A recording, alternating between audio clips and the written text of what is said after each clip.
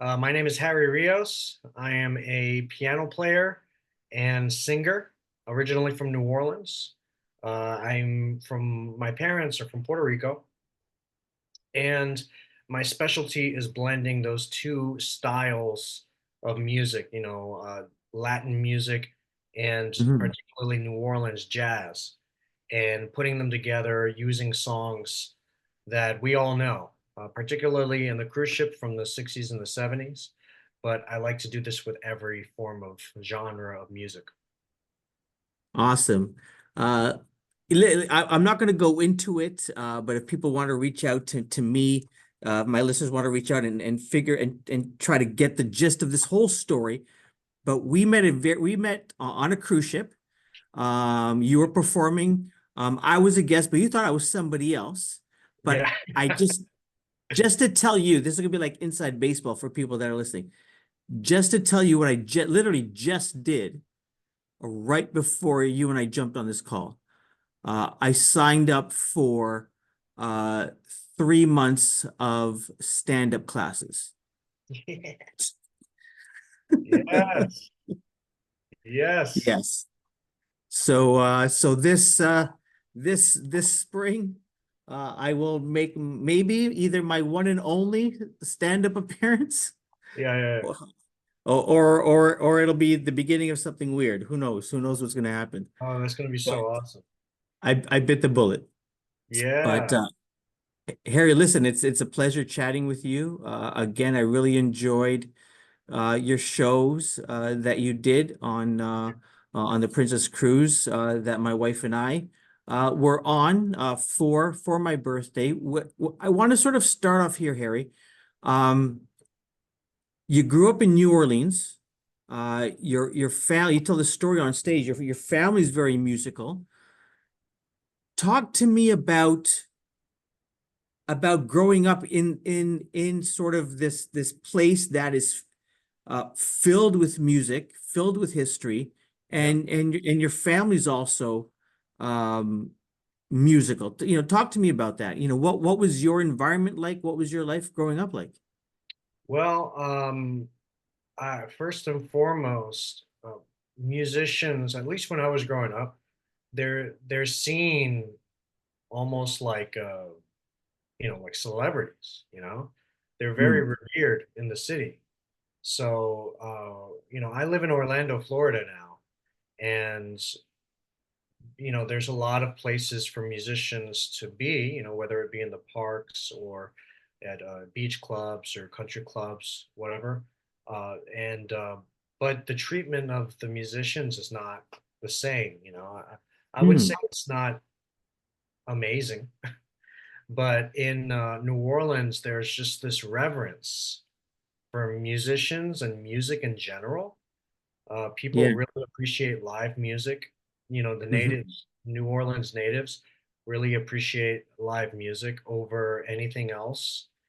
They want to see a live band or they want to see, live musicians. So it's one of those few places that I've seen, in my travels around the country that have sort of retained that, live music um, preference. At Yeah. places, you'll have DJs and, that's totally fine. But I come from that place where there's that reverence, and I still have that same reverence for musicians, even if people don't really share that, Yeah. in my circle. That's something really special about that. So it was the coolest thing to be a musician. Like, are you kidding me? That's like the coolest thing you could be when you're Yeah. in Portland. So it's like it was a no-brainer for me. It was like, yeah, of course I'm going to be a musician. My dad's a musician, yeah. So being surrounded by that, it was very easy to get bitten by the bug and get into the whole music scene, and that's probably the thing that stands out the most, for me growing up there. Was it, did you take to music easily? Like, did you understand? Do you have, my son talks about, I'm always impressed with my son. He picks up an instrument, he can play it. He never sort of dives into something in terms of music, but it's sort of like, oh yeah, I can play the piano, and he hits a few keys and he can Yeah. start playing something. He's always Yeah. been able to read music. But was it easy for you? Was it simple? Like, tell me about yourself and like you getting started in music. You loved it. Your dad did it, but Yeah. how easy? How hard was it? Maybe. I think picking things up by ear was always easy for me. Um, it was just something I never thought about.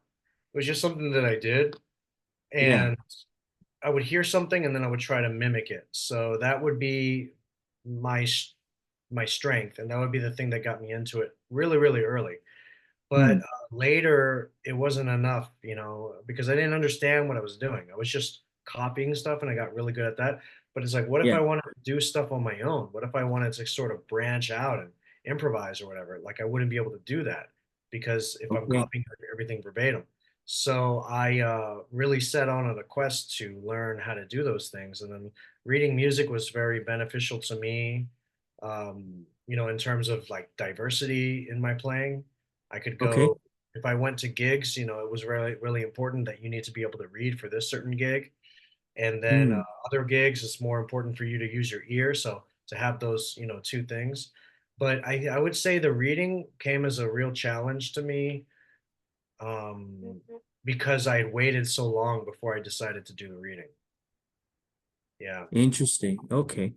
Yeah. That Um, And when I was trying to just when I was trying to work on theory, like theory came easy to me later, but at first it was really difficult because I was trying to teach myself and I didn't have any teachers. I would have my dad, I would ask my dad questions, yeah. but for the most part, I was trying to figure out. He's not a piano player, he's a trombone player. So I'm trying to figure out this theory and Okay. all of this stuff on the piano, and I was getting so frustrated in the beginning, but once it clicked, it was like all of a sudden on the other side of it. And Yeah. everything was like it was like running downhill now, you know? What attracted you to the piano? Your dad played the trombone. My son plays the trombone and he can play the piano if he wants to, but Cool. what attracted you to the piano? The piano, I remember one night I was watching this program called Louisiana Jukebox, and Okay. that was a popular program in the 90s in New Orleans, and they had different acts on a lot of local acts, but the beginning of the show had like an intro and it had uh, like snippets of different artists, Louis Armstrong, Miles Davis, Nat King Cole, whatever. And I saw this one piano player, and I don't know who it was. To this day, I'm not sure who it was, but it was all in black and white, and it was sort of an overhead, like shot of him overhead in an angle. And his hands were going everywhere. Like his left hand was just like doing stride. It was like that boom chuck stride, and the right Yeah. hand was just like blah, blah, blah, just going crazy. And I was looking at this like, what in the world is that? I was probably 6 years old, when I saw that, Wow. and right there and then I remembered. I remember thinking right there and then, that is the coolest thing. I don't know what he's doing, but I want to do that. And Yeah, that was what got me interested into the piano. that's amazing.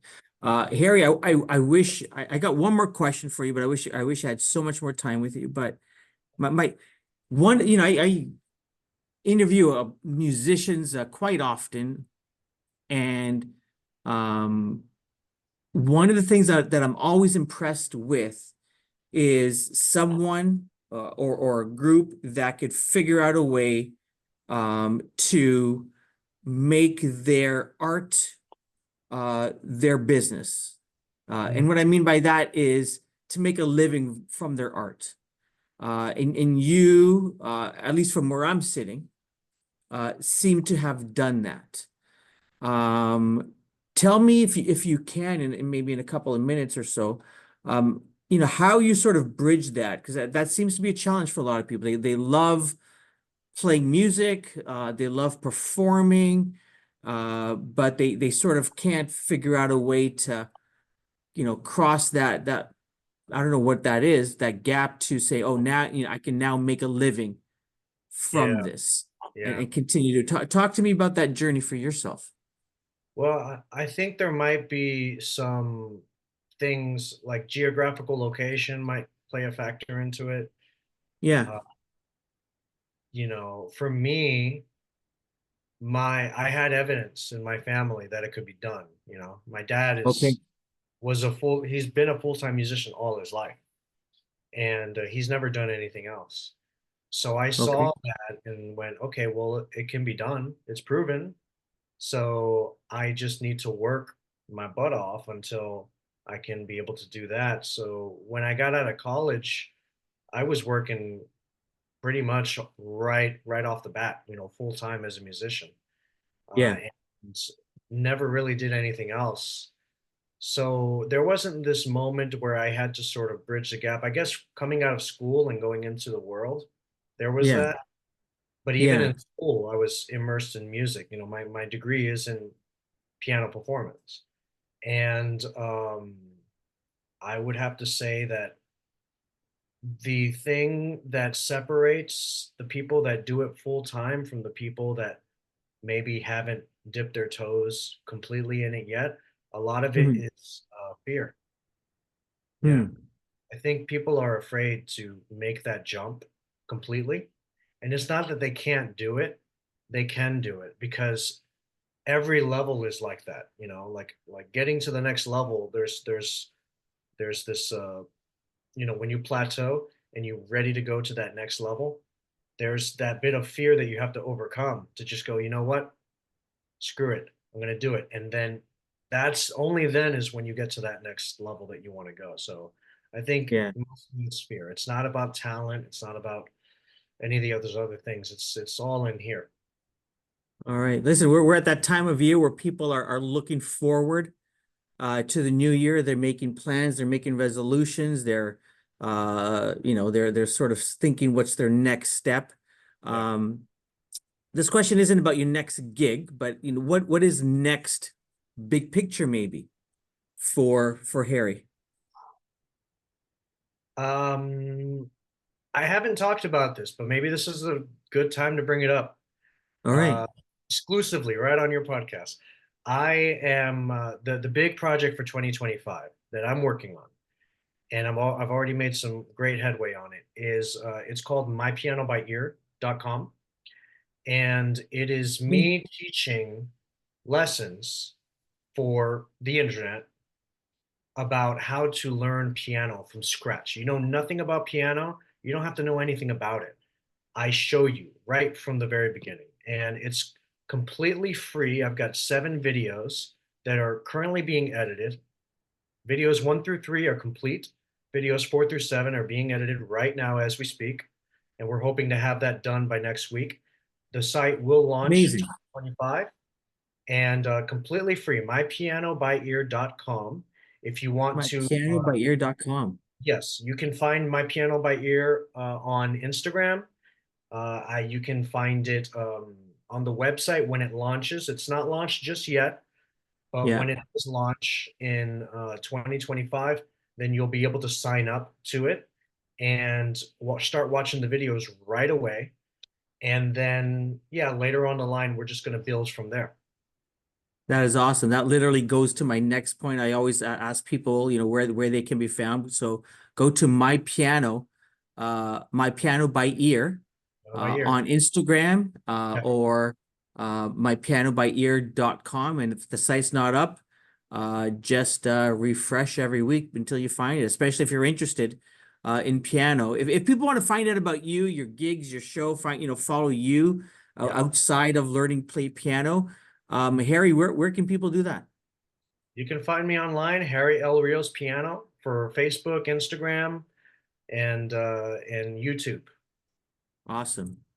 Harry Rios, this has been a pleasure. It's a pleasure chatting with you again. It's a pleasure chatting Um, with you as well. yeah, look forward to keeping in touch and all the best. We'll talk to you Yes. soon. I'm going to keep it posted on your comedy career.